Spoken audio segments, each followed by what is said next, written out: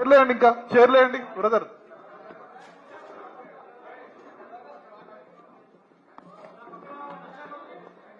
నవీన్ అన్న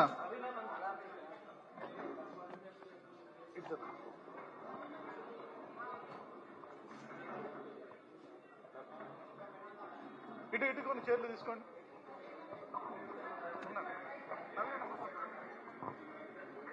రూప్ సింగ్ అన్న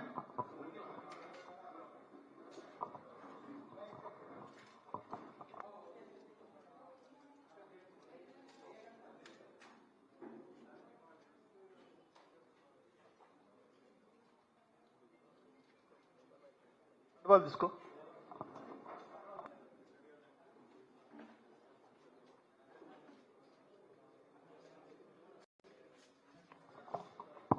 సారీ, క్షమించాలి, 1 more minute.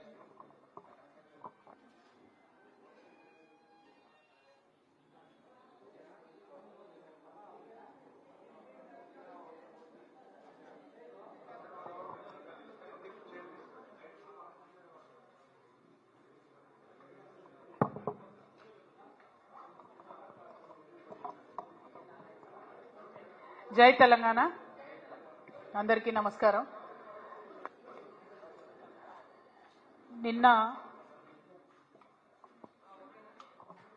జై తెలంగాణ. నిన్న ఢిల్లీలో మరి కేంద్ర జలశక్తి మంత్రి గారు సిఆర్ పాటిల్ గారి ఆధ్వర్యంలో ఆంధ్రప్రదేశ్ తెలంగాణ ముఖ్యమంత్రి గారి సమావేశం జరిగింది. పర్టికులర్గా ఏవేవైతే పెండింగ్ తెలంగాణ అంశాలు ఉన్నాయో వాటన్నిటి మీద సమావేశం జరుగుతుందని చెప్పి మన రాష్ట్రం వాళ్ళు చెప్పడం జరిగింది. కానీ బనకచెర్ల మీద కూడా సమావేశం ఉంటుందని అవతల రాష్ట్రం వాళ్ళు చెప్పడం జరిగింది. ఆ టైంలో మన సీఎంఓ నుంచి మన తెలంగాణ ముఖ్యమంత్రి రేవంత్ రెడ్డి గారి ఆఫీస్ నుండి బాగా మేకపోతు గాంభీర్యాన్ని ప్రదర్శిస్తూ బనకచెర్ల ఇష్యూ చర్చకు వస్తే మేము పోమని చెప్పి లీక్లు ఇవ్వడం జరిగింది ముందు రోజు. కానీ తీరా తెల్లారి చూస్తే ఏమైందో ఏమో మరి చాలా సంబరంగా ఉత్తమ్ కుమార్ రెడ్డి గారు రేవంత్ రెడ్డి గారు ఇద్దరు కూడా పోయి మరి చంద్రబాబు నాయుడు గారిని ఎదుర్కొని సన్మానం చేసి ఆ ఫోటోలు వీడియోలు చూస్తుంటే అయితే పండగ వాతావరణం కనబడ్డది. మరి అన్నీ చేసి కూర్చున్నారు. సరే మీటింగ్ పోయినరు. మీటింగ్ పోయినాక నేను మీ అందరికీ తెలిసి ఎప్పుడు కూడా సమాచారం లేకుండా మాట్లాడను, నిర్దిష్టమైనటువంటి ఆధారాలు లేకుండా మాట్లాడను. వీళ్ళు మీటింగ్కి పోయినరు, జలశక్తి మీటింగ్కి. మొట్టమొదటి అంశమే ఎజెండాలో బనకచెర్ల జరిగింది. అక్కడ మొట్టమొదటి అంశం బనకచెర్ల ఉంటే కూడా కనీసం పౌరుషం లేకుండా, సిగ్గు లేకుండా ముఖ్యమంత్రి గారు మన ఇరిగేషన్ శాఖ మంత్రి గారు మీటింగ్ మొత్తం కూడా కూర్చొని అప్పనంగా గోదావరి జలాలని గిఫ్ట్ లెక్క చంద్రబాబు నాయుడు గారి చేతిలో పెట్టి రిటర్న్ రావడం జరిగింది. ఎంత దారుణం అంటే ఇది. ఈ బనకచెర్ల ప్రాజెక్టు కనుక జరిగితే గోదావరి జలాలలో తెలంగాణ యొక్క హక్కులు శాశ్వతంగా హరించిపోతాయి. ఈ విషయం తెలుసు, ముఖ్యమంత్రి గారికి తెలుసు, ఉత్తమ్ కుమార్ రెడ్డి గారికి తెలుసు. అయినా అటెండ్ అయినరు, అయినా పోయి ఉల్టా సన్మానాలు చేయించుకొని దండలు వేయించుకొని నీళ్లు అప్పనంగా అప్పచెప్పి వెనక్కి రావడం జరిగింది. నిజంగా ఎంత బాధ అనిపించిందంటే ఆడ చంద్రబాబు నాయుడు గారు సన్మానం చేస్తుంటే ముఖ్యమంత్రి గారి ముఖం ఆనందంతో వెలిగిపోతున్నది. కానీ నాకైతే బలిక బక్రాన్ చూసినట్టు అనిపించింది. కానీ ఇక్కడ బలయ్యేది ఎవరు? తెలంగాణ ప్రజలు. తెలంగాణ ప్రజల యొక్క హక్కులు, గోదావరి నదీ జలాల్లో శాశ్వతంగా హక్కులు కోల్పోతాం. ఇది వాస్తవం, ఇది జరిగింది అక్కడ. ఎందుకంటే ప్రెస్ ఇన్ఫర్మేషన్ బ్యూరో తెలుగులో ఒక ప్రెస్ నోట్ ఇచ్చింది, ఇంగ్లీష్లో ఒక ప్రెస్ నోట్ ఇచ్చింది. మరి వాళ్ళు పర్టికులర్గా చెప్పడం జరిగింది, ఎజెండాలో బనకచెర్ల ఇష్యూ చర్చించినాం, పవర్ పాయింట్ ప్రజెంటేషన్ కూడా ఇచ్చినాం అన్నటువంటి అంశం ప్రెస్ ఇన్ఫర్మేషన్ బ్యూరో చెప్పడం జరిగింది. బయటకు వచ్చి ప్రెస్ మీట్ పెట్టి దారుణంగా మన ముఖ్యమంత్రి గారు బుకాయిస్తున్నాడు, ఆయన బొంకుతున్నాడు. అరే జరగనే లేదు, వాళ్ళు అడిగితే కదా మేము కట్టేది. ఎంత దారుణం ఇది! ఇంత సిగ్గులేనితనం ఉంటుందా? ఇంత ఘోరం ఉంటుందా? ఇంత అన్యాయం ఉంటుందా? జరిగింది వాస్తవంగా. అక్కడ అంతమంది సీనియర్ ఆంధ్ర ఇంజనీర్లు ఉన్నారు, ఇక్కడ సీనియర్ తెలంగాణ ఇంజనీర్లు ఉన్నారు. జరుగుతున్నటువంటి నష్టం ఏంది, మీరు ప్రదర్శిస్తున్నటువంటి వైఖరేంది? ఇంత నాన్ సీరియస్గా ఉండేటటువంటి ముఖ్యమంత్రికి నిజంగా మన రాష్ట్రాన్ని పరిపాలన చేసే హక్కే లేదు. ముఖ్యమంత్రి గారు తక్షణమే రాజీనామా చేయాలని ఈ సందర్భంగా నేను డిమాండ్ చేస్తూ ఉన్నాను. ఇక ముఖ్యమంత్రి గారు ఇంకో మాట అంటాడు, ఆ మీటింగ్లో మేము 4 విజయాలు సాధించినామని చెప్తున్నారు. ఆ 4 విజయాలు ఏంటిది? ఒకటి, టెలిమెట్రీకి సంబంధించినటువంటి ఇన్స్ట్రుమెంట్స్ మేము ఇన్స్టాల్ చేస్తామన్నారు. అందులో కొత్తదనం ఏం లేదు. ఫేజ్ 1 ఎప్పుడో స్టార్ట్ అయింది, ఇది ఫేజ్ 2. అది జరగాల్సిందే, కంటిన్యూషనే. అందులో విషయమే లేదు. ఆయన దాన్ని విజయంగా చెప్తా ఉన్నాడు. అదేవిధంగా ఇంకొక మాట, ఇక్కడ కృష్ణా రివర్ మేనేజ్మెంట్ బోర్డు విజయవాడలో పెట్టాలని కొత్తగా నిర్ణయం అయిందని చెప్తుండ్రు. అందులో కూడా కొత్త నిర్ణయం ఏం లేదు. అది విభజన చట్టంలో ఉన్నటువంటి హామీయే. గోదావరి మేనేజ్మెంట్ బోర్డు హైదరాబాద్లో ఉంటే కృష్ణా రివర్ మేనేజ్మెంట్ బోర్డు ఆంధ్రాలో ఉంటుంది. అందులో పెద్ద విషయం ఏం లేదు, కొత్తది లేదు, ఈయన సాధించింది కూడా ఏం లేదు. ఇక శ్రీశైలం రిపేర్లు, మన భూభాగంలో ఉన్నటువంటి నాగార్జున సాగర్ని మనం రిపేర్ చేయాలి, వాళ్ళ భూభాగంలో ఉన్నటువంటి శ్రీశైలంను వాళ్ళు రిపేర్ చేయాలి. అది కూడా విభజన చట్టంలో ఉన్నటువంటిదే. ఇప్పుడు ఈయన కొత్తగా సాధించింది లేదు, తెచ్చింది లేదు. దాన్ని కూడా మా విజయమని చెప్తా ఉన్నారు. ఇక 4వది ఆఫీసర్స్ కమిటీ. ఇది కూడా కొత్త విషయం కాదు. ఇదివరకు కూడా ఇదే నదుల అనుసంధానం విషయం జరిగినప్పుడు ఇప్పుడు కూడా ఆఫీసర్స్ కమిటీ వేసిరు, ఇప్పుడు కూడా ఆఫీసర్స్ కమిటీ వేసిరు. ఇప్పుడు ఆఫీసర్స్ కమిటీలో తెలంగాణ అంశాలన్నిటితో పాటు తెలంగాణకు తీవ్రంగా నష్టం చేసేటటువంటి బనకచెర్లను కూడా యాడ్ చేసిండ్రు. అది ఈయన అక్కడ దగ్గరుండి కూర్చొని చూసి సంతకం పెట్టి ఇక్కడికి వచ్చిండ్రు.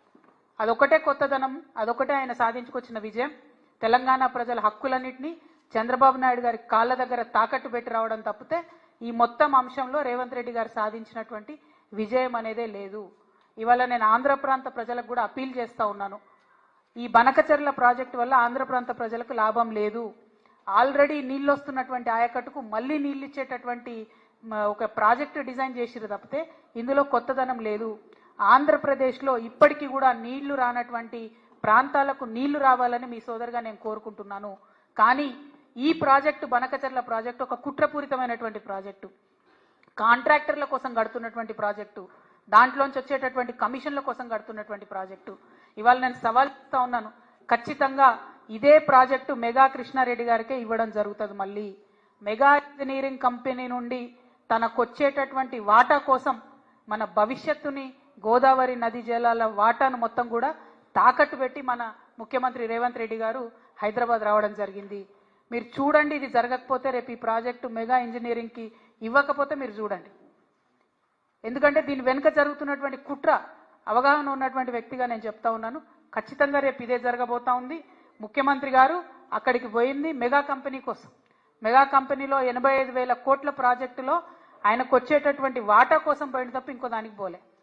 ఇంకొక మాట, central water commission, Godavari river management board, Polavaram project authority, ఇవన్నీ కూడా Banakacherla project pre feasibility report అని ఉంటుంది, దాన్ని రిజెక్ట్ చేసినాయి. అయినా ఎందుకు పోయినరు, అయినా ఎందుకు కూర్చున్నారు? మళ్ళీ బయటకు వచ్చి ఏం చెప్తారు ముఖ్యమంత్రి గారు? ఇదంతా ఉట్టిదే, అనఫిషియల్, ఇది అనఫిషియల్ మీటింగ్ అంటారు. అసలు అనఫిషియల్ మీటింగ్ ఎందుకు పోయినారు? మరి అనఫిషియల్ మీటింగ్ 2 రాష్ట్రాల ముఖ్యమంత్రులు, ఒక జలశక్తి, కేంద్ర జలశక్తి మంత్రి ఉంటాడు, దానికి అఫీషియల్గా పిఐబి ఇస్తుందా రిపోర్టు? అంటే అఫీషియల్గానో అనఫీషియల్గానో మొత్తానికైతే చంద్రబాబు నాయుడు గారి ఎజెండా ఇంప్లిమెంట్ చేయడానికి పోయినరు తప్పితే ఇంకోటి కాదు అన్న విషయం ఇవాళ తెలంగాణ ప్రజలందరూ కూడా గమనించుకోవాలి. ఈయన చంద్రబాబు నాయుడు గారికి సద్ది మోస్తున్నాడు, తెలంగాణ బిడ్డలనేమో ఎండబెట్టేటటువంటి ప్రయత్నం చేస్తున్నాడు. ఈ వైఖరిని మేము తీవ్రంగా విమర్శిస్తూ ఉన్నాం. మేము తెలంగాణ జాగృతి నుండి, మీ అందరికీ తెలుసు, ఇదివరకు ఉమ్మడి ఆంధ్ర రాష్ట్రంలో ఉన్నప్పుడు కూడా పోలవరం ప్రాజెక్టు మీద న్యాయ పోరాటం చేసినాం. ఇవాళ మేము చూస్తున్నాం, కాంగ్రెస్ పార్టీ తెలంగాణను ఫెయిల్ చేస్తున్నది. భారతీయ జనతా పార్టీ అయితే మాటనే మాట్లాడతలేదు. అందుకనే మాలాంటి సంస్థలు ఇప్పుడు ముందుకు రావాల్సినటువంటి అవసరం ఉన్నది. తెలంగాణ జాగృతి నుండి న్యాయ పోరాటం చేస్తాం. తప్పకుండా బనకచెర్ల ప్రాజెక్టును ఆపి తీరుతామని కూడా ఈ సందర్భంగా మేము తెలియజేస్తా ఉన్నాము. మరి తెలంగాణకు అన్యాయం జరుగుతుంటే మేకపోతు గాంభీర్యం ప్రదర్శించి ప్రజల్ని మోసం చేస్తున్నటువంటి ముఖ్యమంత్రి గారు ఖచ్చితంగా నేను రిజైన్ చేయాలని చెప్పి కోరుతా ఉన్నాను. అదేవిధంగా నేను ఇంకొక డిమాండ్ కూడా చేస్తున్నా. 21వ తారీఖు నుంచి పార్లమెంటు ప్రారంభమవుతా ఉన్నది. ఈ పార్లమెంటు సమావేశాలలో ఖచ్చితంగా అఖిల పక్షాన్ని తీసుకొని ముఖ్యమంత్రి గారు ఢిల్లీకి పోవాలి. ఒకటి బీసీ బిల్లు విషయం, 2 బనకచెర్ల విషయం, 2 కూడా సాధించుకొని రావాలని చెప్పి ముఖ్యమంత్రి గారిని నేను డిమాండ్ చేస్తూ ఉన్నాను. మళ్ళొక్కసారి ఆంధ్ర ప్రజలకు, ఆంధ్ర ప్రాంత ప్రజలకు కూడా నేను రిక్వెస్ట్ చేస్తున్నా, ఇది కాంట్రాక్టర్ల కోసం, అవినీతి కోసం కట్టేటటువంటి ప్రాజెక్టు తప్పితే ప్రజా ప్రయోజనాల కోసం కట్టే ప్రాజెక్టు కాదు.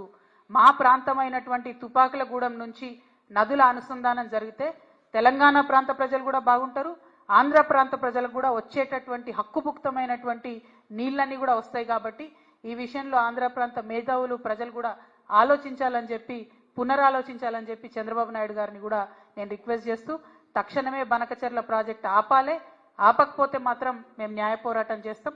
ఈ దేశంలో న్యాయ వ్యవస్థ మీద మాకు నమ్మకం ఉన్నది.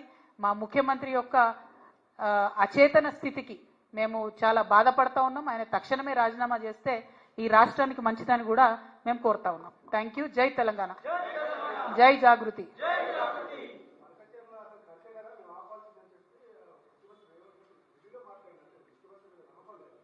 100% లేదు.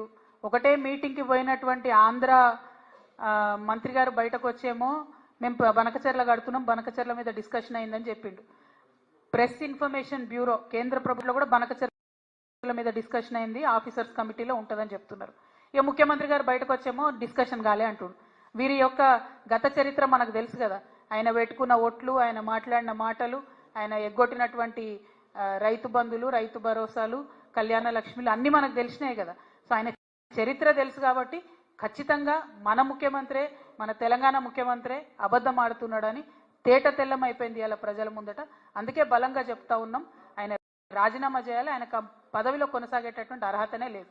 Thank you.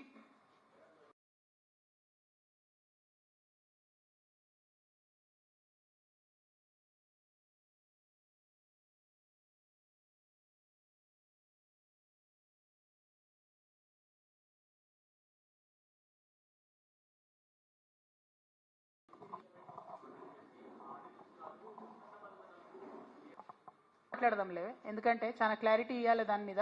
బనకచెర్ల ఇష్యూ చాలా ఇంపార్టెంట్ ఇష్యూ, శాశ్వతంగా మన నదీ జలాలకు దూరమయ్యే ఇష్యూ కాబట్టి దాని మీద ఈరోజు మాట్లాడతాం. ఆ ఇష్యూ మీద కూడా నేను మళ్ళీ క్లారిటీ ఇస్తాను.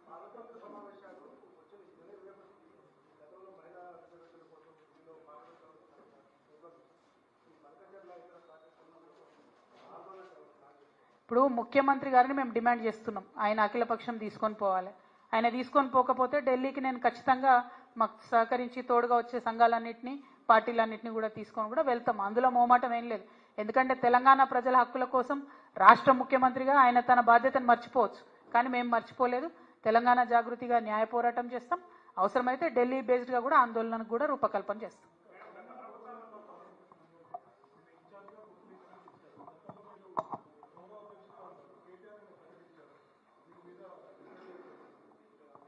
ఈశ్వరన్న తను స్వయంగా తను బొగ్గుగని కార్మికుడు, చాలా సీనియర్ నాయకుడు.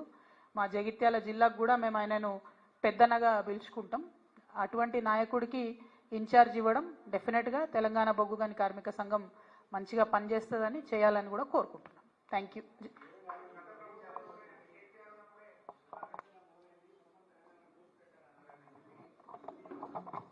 సీఎం గారి మాటలు ఏడ నమ్ముతామే మనం. ఆయన మీటింగ్లో ఉండి కూర్చొని మీటింగ్ కాలేదని చెప్తున్నాడు, బనకచెర్ల ఇష్యూ డిస్కషన్కే రాలేదని చెప్తున్నాడు. తను చెప్పే మాటలకు శాంక్టిటీ ఏముంది చెప్పండి? ఎంత దారుణంగా మాట్లాడుతున్నారు, ఎంత దారుణంగా అబద్ధాలు ఆడుతున్నారు. కేసీఆర్ గారి హయాంలో ఈ డిస్కషన్ రాలేదు, వచ్చిందే ఇప్పుడు. వచ్చిన తర్వాత రాచమార్గం వేసిందే ఈయన, రెడ్ కార్పెట్ వేసిందే ఈయన. ఆయన ఇప్పుడు మాట చెప్తారు కదా ముఖ్యమంత్రి గారు, నా స్కూల్ బీజేపీలో అయింది, నా కాలేజ్ టీడీపీలో అయింది, నా ఉద్యోగం కాంగ్రెస్లో అని. ఇంకా కూడా ఆయన కాలేజ్ స్టూడెంటే అనుకుంటున్నాడు. అందుకనే టీడీపీకి చంద్రబాబు నాయుడుకే కట్టుబడి ఉన్నాడు ఇప్పటికి కూడా. ఆయన కోసం మొత్తం అన్ని కూడా మన గోదావరి నదీ జలాలు గిఫ్ట్గా ఇస్తున్నటువంటి పరిస్థితి కనబడుతున్నది. ఇక ఆయన ఎమ్మెల్సీ గురించి నేను మాట్లాడదలుచుకోలేదు, ఆయన జనాభా లెక్కలకెళ్ళి తీసేసిన నేనైతే.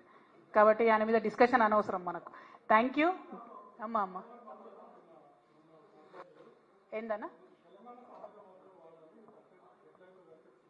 నేను చెప్తున్నా కదా, ఆయన జనాభా లెక్కలలో లేరు, ఆయన ఎవరో కూడా నాకు తెలియదు. Thank you. జై తెలంగాణ.